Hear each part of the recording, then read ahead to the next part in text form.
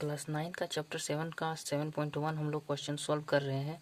तो आज हम लोग सॉल्व करने वाले हैं 5 नंबर क्वेश्चन में। इसमें हमारा दिया गया है एक इस तरीके का एक आकृति दिया है और क्वेश्चन में लिखा हुआ है कि रेखा एल कोण ए को समद्विभाजित करती है। एल जो रेखा है ये वाला ए एंगल को समद्विभाजित करता है, ए को बराबर भागों में बांट रहा है।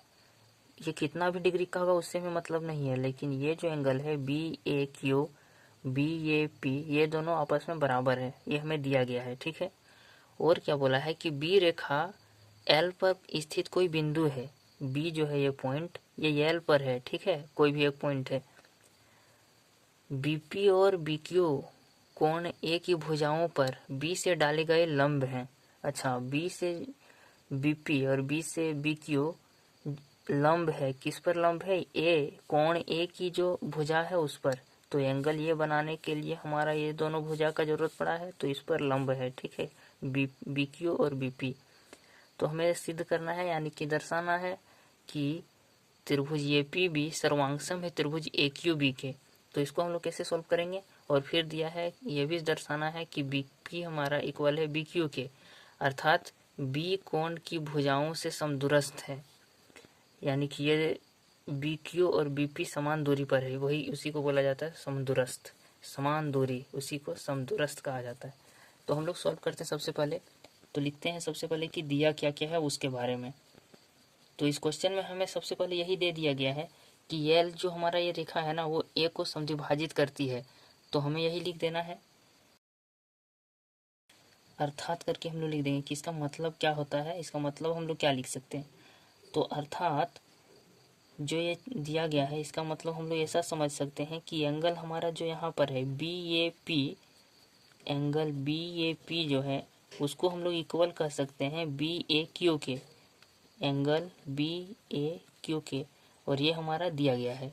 अब हमें ये जो पॉइंट है इसको लिखना नहीं, इसको हटाओ। अब फिर यहाँ पे जो है बी पी ए डल के लंब है, तो ये लंब है, तो ये भी हम लोग लिख देते हैं कि हमारा जो है ये हमारा पहला पॉइंट था। दूसरा पॉइंट में हमें क्या दिया है कि बी क्यू जो है, मतलब कि एंगल ही लिख देते कि बी क्यू ए, यानी कि ए क्यू बी भी आप लिख सकते हो। ठीक है, angle A Q B equal है एंगल ए पी बी के, ए पी बी। इसका कारण हम लिख देंगे कि लंब है, बस ऐसा ही लिख देना। मतलब सिंपल है, जैसा दिया है वैसा लिख देना है, दिया है मैं। ठीक है, और दर्शाना है उसमें क्या लिखेंगे कि सिद्ध करना है। हम लोग को क्या दिया है कि ए पी बी त्रिभुज ए पी बी सर्वांगसम करना है त्रिभुज ए क्यू बी से। और दूसरा पॉइंट में दिया है कि बी पी हमारा इक्वल करना है बी क्यू के। तो यहाँ पे आप देख सकते हो कि बी पी और यहाँ पर बी क्यू, सीपीसीटी से हम लोग इसको कह देंगे, लेकिन हाँ सबसे पहले हमको ये सर्वांगसम कहना पड़ेगा। ठीक है, तो हम लोग लिखेंगे प्रमाण। अब यही से हमारा क्वेश्चन को सॉल्व करने का तरीका शुरू होता है कि हम यहाँ पे अब क्या चीज़ से शुरुआत करें कि हम इसे सॉल्व करके ले आए कि ये दोनों सर्वांगसम है। तो हम लोगों को सॉल्व प्रमाण में जो हम लोग लिखेंगे ना उसके पहले हमें सोच लेना है कि उसमें लिखेंगे क्या। तो मैं बता देता हूँ, जो कि टीचर अधिकतर ये सब चीज़ नहीं बताता है। ठीक है, वो ऐसे बता देता है कि आपको रटना पड़ेगा, लेकिन मैं थोड़ा अलग तरीके से बताता हूँ। मैं पहले आपको समझा दूंगा, उसके बाद मैं नहीं भी बताऊंगा ना, आप खुद से बना लोगे। ठीक है, तो प्रमाण में हम लोग जो लिखेंगे वो चीज़ मैं आपको बता देता हूँ। तो हम लोग इसको जो कहेंगे, जो हमारा दो त्रिभुज दिया है A P B, A P और बी, और एगो त्रिभुज दिया है ए क्यू बी। तो सबसे पहली बात हम लोग इसमें क्या क्या दिया गया है, तो एक एंगल ये चीज़ और ये चीज़ हमारा बराबर है दोनों त्रिभुज का। दो ठो त्रिभुज है ना, इनों को करना है सर्वांगसम। तो हमारा ये दोनों एंगल दोनों में दिया है, तो यानी कि दोनों त्रिभुज का एक एक एंगल हमारे बराबर है, तो एंगल मिला है। फिर एक ठो यहाँ पे देख रहे हैं कि 90 डिग्री का लंब बना है, इसमें भी बना है दोनों त्रिभुज में। ठीक है, तो दो गो एंगल हमको साथ साथ मिल गया है। यदि यहाँ पर हम लोग को साइड मिल जाएगा तो एंगल साइड से हम लोग इसको सर्वांगसमता कर सकते हैं। तो ऐसा कोई यहाँ पे बन रहा है क्या सीन, कोई ऐसा है?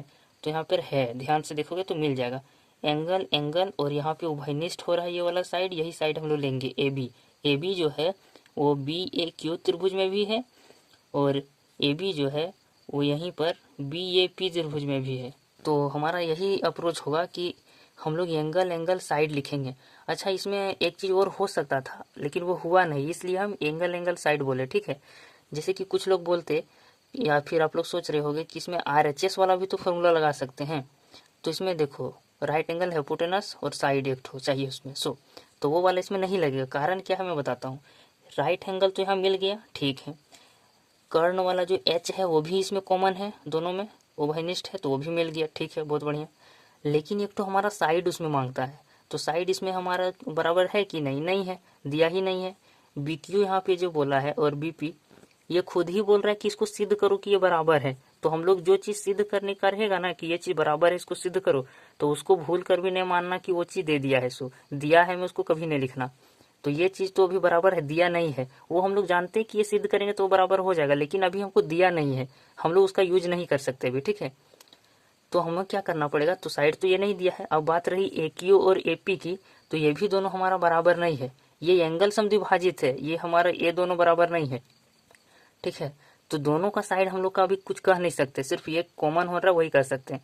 तो इसी कारण से मैंने बताया कि इसमें हम लोग एंगल और साइड का लगाएंगे, ठीक है। देखो सीरीज से इसमें सब मिल रहा है कि नहीं, एंगल मिला, फिर एंगल मिला, फिर तुरंत साइड मिला, तो हम लोग उसी का यूज करेंगे। तो प्रमाण में लिखेंगे कि जो जो त्रिभुज हम लोग लेने वाले हैं, क्योंकि यहाँ पे आसानी से मिल गया, कोई चीज़ नहीं मिलता है तो हम लोग उसको पहले निकाल लेते, फिर लिखते हैं कि ये त्रिभुज तथा ये त्रिभुज में, उसके बाद उसका सब लिखते। तो हम लोग को तो यही सब कुछ मिल गया है। तो हम लोग यहाँ सबसे पहले लिखेंगे कि प्रमाण में कि कौन कौन त्रिभुज है, तो त्रिभुज APB तथा, अभी इसको सर्वांग सम नहीं लिखेंगे, अभी लिखेंगे तथा त्रिभुज AQB में। इन दोनों त्रिभुज में क्या है, तो APB में पहले चलते हैं। APB, तो APB जो एंगल ही पहले ले लेते हैं। सबसे पहले हम लोग को ये एंगल लेना पड़ेगा, फिर ये एंगल, फिर ये साइड, क्योंकि AAS हम लोग इसमें लगाने वाले हैं सर्वांग समता नियम, ठीक है। तो हम लोग इसको सीरियली लिखेंगे यहाँ पर भी, ठीक है, ताकि ये S एंगल साइड जिसे हम लोग लगाए हैं वो हमको पता चले। जो भी हमारा कॉपी चेक करेगा उसको ज़्यादा मेहनत ना करना पड़े, ठीक है, उसको आसानी से सब कुछ फटफट समझ में आने लगे। तो BQA जहाँ इसमें है, यहाँ पे राइट एंगल, यहाँ पे राइट एंगल, तो हम लोग APB त्रिभुज के साइड उसका साइड और उसका एंगल लिखेंगे, और AQB के साइड उसका साइड और एंगल लिखेंगे, ठीक है। तो सबसे पहले हम लोग APB में चलते हैं। APB, तो APB हमारा राइट एंगल है 90 डिग्री वाला, तो सबसे लिखेंगे कि APB यहाँ भी दिया गया है ना, तो उसी से हम लोग लिख सकते हैं एंगल APB बराबर है एंगल AQB के। अब ये हमारा क्या है, दिया है। अब दिया है लिख सकते हो, समकोण लिख सकते हो, लंब है लिख सकते हो, 90 डिग्री है सो लिख सकते हो, इतना चीज़ अब इसमें लिख सकते हो, ठीक है, कोई गलत नहीं हो सकता है। अब हम लोग इसमें एंगल लिखे, अब दूसरा एंगल भी लिखना है। तो दूसरा एंगल क्या है, ये वाला, तो PAB लिख सकते हैं। अच्छा, हम लोग यहाँ क्या लिखें, BAP लिखें, तो उसी तरह से लिखेंगे। तो BAP लिखते पहले, बाप BAP, तो सबसे पहले BAP लिखें, तो यहाँ पर BAQ होगा, एंगल BAQ। देखो AQB त्रिभुज का इधर लिख दिए और APB का इधर लिख दिए एंगल, ठीक है। अब साइड लिखेंगे, तो साइड AB है दोनों में, तो AB is equal to AB लिखेंगे यहाँ पर, ये हमारा उभयनिष्ठ हो जाएगा। उभयनिष्ठ हम लोग कब लिखते हैं, जब एक ही साइड दोनों में कॉमन हो रहा है, दोनों त्रिभुज का एक ही चीज आ रहा है तब, ठीक है। अब ये जो हम लोग लिखे इसका भी कारण दिया है, लिख देना है, कारण जरूर लिखना है, कारण नहीं छोड़ना है, क्योंकि कारण से ही पता चलेगा कि ये चीज इस बंदा ने लाया है, तो लाया कहाँ से, वो उसको पता चलेगा टीचर को, ठीक है। अब हम लोग लिखेंगे कि अतः एंगल साइड सर्वांग समता नियम से हम लोग क्या कह सकते हैं कि त्रिभुज हमारा APB सर्वांगसम है त्रिभुज AQB से। अब लिखेंगे कि अब CPCT से क्या चीज करेंगे, CPCT से कि हमारा, चूंकि ऐसे लिख देना, चूंकि त्रिभुज APB सर्वांगसम है त्रिभुज AQB से, इसलिए CPCT तो लगा ही रहे हैं, तो BP हमारा जो है BP, तो BQ लेना पड़ेगा, इज इक्वल टू BQ। अभी ऐसे आ गया ना, तो ऐसे आ जाना चाहिए, तभी हमारा वो सही है, तब वो हमारा सर्वांग सम है। और हमने जो लिखा है इसका पोजीशन ए पी बी का सही है, ए क्यू बी का पोजीशन सही है कि अतः टू बी कोण भुजाओं से समदूरस्थ है।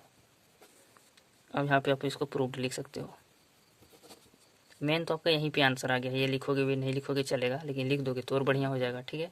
नंबर 6 में दिया गया है एक आकृति हमारा है 7.1 जिसका नाम है ए है, ए सी बराबर ए ई है। इसमें जो है ए सी वो बराबर है ए ई के, और यहाँ पर भी जैसे मैं डबल डॉट दिया हो ना डबल, तो इसमें डबल है तो ये दोनों बराबर है, इसमें सिंगल है तो ये इसके बराबर है, ठीक है। और ये एंगल बराबर है, तो इसमें वही लिखा भी गया है कि ए सी हमारा ए ई के बराबर है, ए सी जो है वो ए ई के बराबर है, ए बी जो है वो ए डी के बराबर है, ए बी जो है वो ए डी का है, ए डी के बराबर है, बी ए डी और ई ए सी बराबर है। एंगल जो है बी ए डी यानी कि ये वाला और ई ए सी यानी कि ये वाला, ये दोनों भी बराबर है। अब दर्शाइए, हमें क्वेश्चन बोल रहा है कि बी सी और डी ई बराबर है, बी सी और डी ई बराबर है। तो जैसे कि हम लोग अभी चैप्टर 7 पढ़ रहे हैं त्रिभुज के सर्वांग समता के ऊपर, तो हमको ये चीज़ बराबर करने के लिए त्रिभुज को सर्वांगसम करना पड़ेगा। और सबसे पहले हमें ये जानना पड़ेगा ये दोनों जो साइड है हमारा बी सी और डी ई, कौन सा त्रिभुज लेंगे तो हमारा सर्वांगसम भी हो जाएगा और ये बराबर भी हो जाएगा। पहले हम लोग 5 क्वेश्चन जो किए हैं उसमें हमें दे दिया जाता था कि इस त्रिभुज को सर्वांगसम कीजिए, तो त्रिभुज का नाम लिखने में ज़्यादा हमें दिक्कत नहीं होता था। लेकिन अब हमें त्रिभुज भी खुद से लिखना है और उसमें सीपीसीटी लगा के ये चीज़ लाना है, तो थोड़ा सा टफ लग रहा होगा, लेकिन टफ नहीं है, मैं पूरा आसान से बताऊंगा अभी। तो हमें इसमें अभी क्या करना है ना, वो मैं बताता हूँ आपको, कुछ ज़्यादा भी दिमाग इसमें जोर नहीं देना है, क्योंकि ये जो पिक्चर बनाया गया है ये थोड़ा सा कंफ्यूजिंग करके बनाया गया है, लेकिन मैं इसको इतना आसानी से बताऊंगा ना। तो हमें दिया है कि ए सी जो है वो बराबर है ए ई के, ठीक है, और क्या दिया है ए बी जो बराबर है वो है ए डी के, और क्या दिया है last angle B A D बराबर है एंगल ई ए सी। तो यहाँ से हमें देखने से समझ में आ रहा है कि इसमें हम लोग क्या लगा सकते हैं, 2 ठो साइड इक्वल दिया है दोनों त्रिभुज का और 1 ठो एंगल दिया है दोनों त्रिभुज का बराबर किया है। तो देखने से लग रहा है कि साइड एंगल साइड हो सकता है इसमें लग जाए, लेकिन अभी हम लोग क्लियर उस चीज़ से नहीं है। जब तक हम लोग त्रिभुज को सिलेक्ट नहीं करेंगे तब तक हम लोग ये नहीं कर सकते, ठीक है, कि सिद्ध करना है।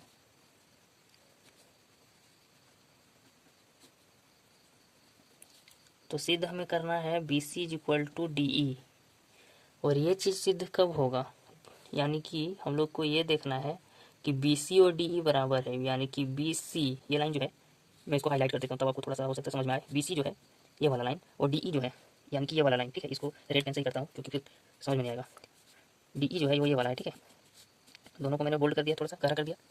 अब बी सी जो है वो कौन सा ट्रायंगल में आ सकता है, इतना ही लेंगे हम लोग, ए बी सी त्रिभुज हम लोग पहले चुनते हैं और ये बी सी लेंगे तो हमारा बी सी तो इसमें आ जाएगा, ठीक। अब डी ई लेना है तो ए डी ई लेते हैं, ठीक है।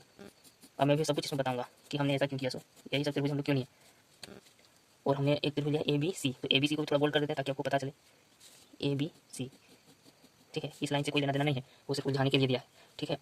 तो हम लोग को यहाँ पे अब ये चीज़ देखना है कि त्रिभुज तो पता कर लिए हम लोग को कि लेना क्या क्या है। तो हम लोग को बी सी और डी बराबर दिखाने के लिए हम लोग को कौन सा त्रिभुज 2 ठो सर्वांगसम करना पड़ेगा, तो ए बी सी और ये डी ई, इन 2 त्रिभुज को सर्वांगसम करना पड़ेगा। हमें ये चीज़ देखना है कि इसमें हम लोग कौन सा सर्वांगसमता नियम लगा सकते हैं। तो ये बी सी त्रिभुज में हमें क्या क्या दिया है, तो एक ये जो भुजा है वो इसका त्रिभुज का एक भुजा का बराबर दिया, यानी कि साइड एक ठो है, चलो एक चीज़ तो बढ़िया है। अब दिया है ये एंगल, लेकिन ये एंगल आधा ही है, ध्यान से देखोगे तो आधा ही है, ये बीच वाला पोर्शन जो है ना इसको बराबर नहीं, ये नहीं दिया है, और ये भी इधर से आधा ही है, मतलब आधा नहीं है, आधा से कुछ ज़्यादा ही है। तो इसमें हमें ये एंगल अच्छा चलो इतना ही दिया है, तो साइड एंगल अच्छा हो सकता है, हुआ नहीं है लेकिन हो सकता है एंगल। और फिर से एक हमारी ये जो साइड है डबल टिक वाला, ये डबल टिक यहाँ पर इसके बराबर है, तो साइड एंगल साइड यही 2 ठो हो सकता है, ये एंगल का तो कोई चांस नहीं बनता है कि ये दोनों बराबर हो, और दिया भी नहीं है ऐसा। यहाँ पे सिर्फ बी ए डी और ई ए सी बराबर दिया है, बी ए डी यानी कि ये थोड़ा सा बीच वाला जो छूट गया उसको नहीं, और यहाँ पर दिया है ई ए सी यानी कि ये थोड़ा सा जो एंगल है ये हमारा बच रहा है, ये किसी में नहीं है, ठीक है। तो हमको ये जो एंगल क्या करेंगे, ये छोटा सा है ना, इसको हम लोग इसमें भी जोड़ देंगे और ये एंगल इस त्रिभुज वाले में भी जोड़ देंगे, आगे मैं बताऊंगा कि कैसे जोड़ेंगे। तो हमारा जब एक ही चीज़ को दो दो जगह जोड़ेंगे तो कोई दिक्कत नहीं है। जैसे कि मैं एग्जाम्पल के तौर पर आपको समझा देता हूँ। जैसे कि मान लीजिए हमारे पास एक संख्या है 2 जो कि बराबर है 2 से, तो हम लोग इधर भी हम लोग जोड़ेंगे, कुछ एक जोड़ देते हैं मान लीजिए, और इधर भी एक जोड़ देंगे तो 3 होगा कि नहीं, दोनों साइड 3, फिर भी ये दोनों आपस में बराबर ही है ना। तो वही सेम हम लोग चीज़ यहाँ करने वाले हैं। जो हमारा ये छोटा सा एंगल बच रहा है ना, तो उसको हम लोग इसमें जोड़ देंगे और इसको फिर इधर भी जोड़ देंगे इसमें। आगे मैं बताता हूँ कैसे करेंगे क्या सो, अभी तक थोड़ा बहुत आइडिया आ गया होगा। तो अब हम लोग यहाँ पे लिखेंगे कि जो जो त्रिभुज हम लोग लिए हैं ABC, तो हम लोग यहाँ लिखते हैं कि त्रिभुज ABC तथा त्रिभुज ABC हो गया। अब लेना है ADE में। तो इन सब त्रिभुज में हमें क्या दिया है, तो सबसे पहले हम लोग ABC का जो है, तो AB हमारा बराबर दिया है किसके, ABC त्रिभुज का है, तो AB लिखे ABC के तरफ। तो AB बराबर है AD के। देखिए AB और AD दोनों भी CPCT लग रहा है इस पर, तो ऐसा ही लगते हुए हमें बनाना है, ठीक है। यदि ये नहीं लगेगा तो जान जाएंगे कि हम लोग गलत लिए हैं। तो हो गया AB हमारा है AD, ये भी सब कुछ सही जा रहा है अभी तक। साइड ले लिए, अब हमें एंगल लेना है, फिर साइड लेना है, क्योंकि साइड एंगल साइड ही लगाने वाले हैं हम लोग, ठीक है। तो एंगल हमारा ये जो दिया है BAD और EAC बराबर है, तो यहाँ लिखेंगे कि एंगल BAD, और यहाँ पे हम लोग प्लस करेंगे ये छोटा सा एंगल, क्या है एंगल DAC मान लेते हैं, उसका DAC ही लिखेंगे, एंगल DAC बराबर होगा angle EAC plus angle DAC को दोनों साइड जोड़ दिए, इसको यदि इधर करेंगे तो माइनस हो जाएगा, दोनों खत्म हो जाएगा, तो बचेगा वही चीज़ ना। तो ऐसा हम लोग लिख सकते हैं BAD और DAC को जोड़ देंगे तो क्या आ जाएगा, BAC आ जाएगा। तो हम लोग इसको लिख सकते हैं कि एंगल, इसको या कर देना, यानी कि इसको हम लोग थोड़ा सॉल्व कर दिए, एंगल BAC आ गया। उसी प्रकार इसमें क्या हो जाएगा, DAE हो जाएगा, BAC हुआ तो इसमें DAE हो जाएगा, एंगल DAE, ये दोनों बराबर हो गया। अब अच्छा इसका हमें दे देना है कि दिया है, कारण दिया है, और यहाँ पर लिख देंगे कि दिया है, ये भी चीज़ हमें दिया गया है क्वेश्चन में। और यहाँ पर हम लोग लिख देंगे कि दोनों ओर एंगल DAC योग करने पर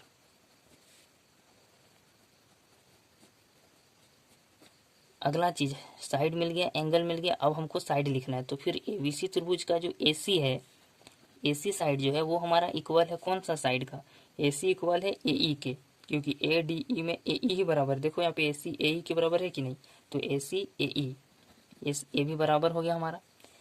तो अब हम लोग लिख सकते हैं कि अतः साइड एंगल साइड भुजा कोण भुजा सर्वांग समता नियम से त्रिभुज जो हमारा है BAC, यानी कि सॉरी यहाँ पे जो हम लोग त्रिभुज लिए ना उसको लेना, ABC सर्वांगसम है त्रिभुज ADE के, ऐसा है। अब चूंकि त्रिभुज ABC सर्वांगसम है त्रिभुज ADE के, CPCT से हम लोग कह सकते हैं, क्या कह सकते हैं कि हम लोग लिखते हैं कि इसलिए BC जो है BC DE के बराबर है DE के, यही हमें लिखना है और इसको प्रूव कर देना है PROVED। आशा करते समझ में आया होगा आज जो मैंने दोनों क्वेश्चन को आपको बताया है, और अगला क्वेश्चन भी इसी तरीके से लाएंगे आसान तरीके से, और समझ में आता है कि नहीं बताइएगा।